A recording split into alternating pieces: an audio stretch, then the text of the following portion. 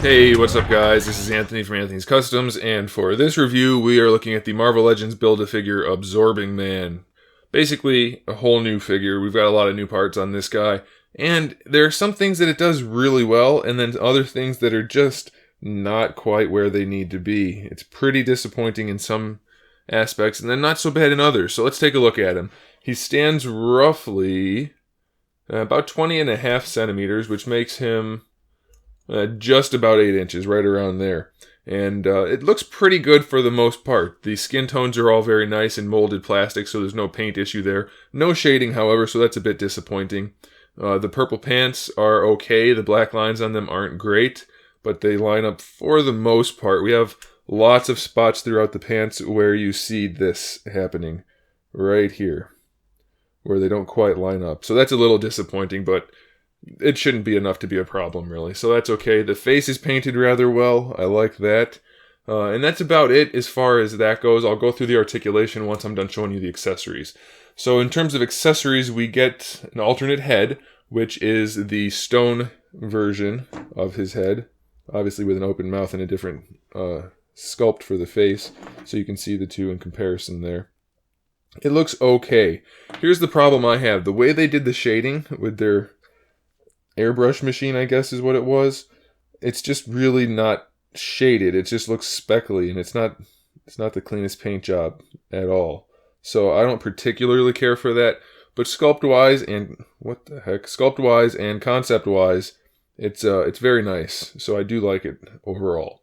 So then we also have some interchangeable arms. You saw already the steel one, which way too heavy on the black, especially on the bicep. Doesn't look very good. It should have been way more silver, way less black.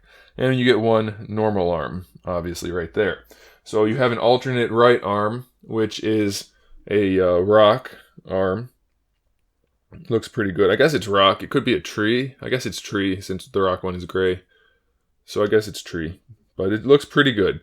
Again, the shading is real fuzzy-like, so it's not the best, but the sculpt work is nice, and it's probably painted well enough. It's just not particularly good. And then we have another left arm, which is the stone one, which looks pretty good, except for, like, what happened here? How did we get a big streak of gray right there? And then the shading is just iffy also. It's not so bad in some places, but they went through the effort of making a new mold and everything, and then they did that with the paint job, so I don't get it. And then lastly, we have another accessory, which is this giant ball and chain, which is horribly ugly. No paint on it at all, super soft sculpt, just looks like crap. Really, really bad, especially since they already have a ball and chain accessory that they made not that long ago for the Wrecking Crew. To do this is like, what? This is not good at all. Alright, so let's go through the articulation a little bit. First of all, I want to point out the sculpt. Parts of it are really good, but then other parts, you can see like the serrator and obliques are really weirdly sculpted. It's real lumpy, like a brain. It just doesn't look very good. The veins are a little heavy-handed, but I think they're okay. That's alright. But then again, on the back, it's really lumpy again. Like, bodybuilders don't even have that amount of lumpage going on, so it's really weird looking. You can quote me on that, by the way. Lumpage is a thing we can use. It's not obviously bad. Like, you won't instantly see it and think, wow, that looks weird. But once you look at the anatomy, it does look a little off. So in terms of articulation, we have a ball peg for the head. It does have a little play where it connects, so you can look up and down and side to side. I want to note, it's really, really hard to swap out the heads. The alternate head does not want to peg on. So be super careful they don't break that ball peg. Shoulder. Full ball hinge for the shoulder, no issues there. Bicep swivel's fine. Single jointed elbow gives you a little bit less than 90 degrees. You guys can tell I haven't been sleeping. Wrist swivel and hinge, so that's a good thing. Ab crunch goes forward, goes back, that's fine, but what the heck is that? What the heck is that indeed? Waist twist is fine, belt is a separate piece, so that's good.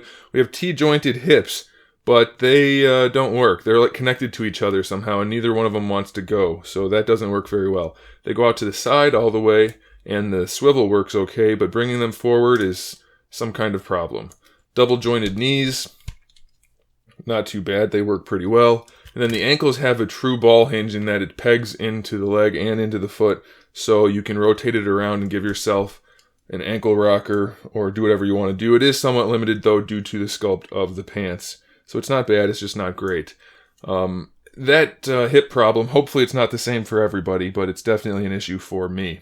Another thing I want to point out, his plain arm is problematic in that you can see right in there. You see how there's like a big gap right here? No gap on this one and no gap on either of the other ones.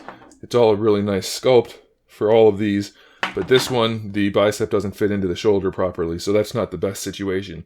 And then very similar to that, neither of the legs peg onto the pegs very well at all. And this peg is really tiny, so be very careful with that. You might need a hairdryer to get this guy put together properly.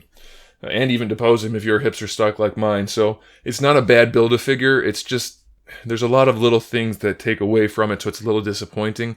But it's definitely a nice piece to add to the collection. It should look good on a shelf once you get him in a little bit of a pose. Shouldn't be too much of a problem, so I think I do like it overall. It's just a lot of little issues that are going to keep bugging you if you notice them. So I guess you owe me for being bugged since I pointed them out to you. Thanks for watching, guys. Make sure you subscribe to the channel so you can see my upcoming figure reviews, custom figures, and other good stuff. In the meantime, keep collecting.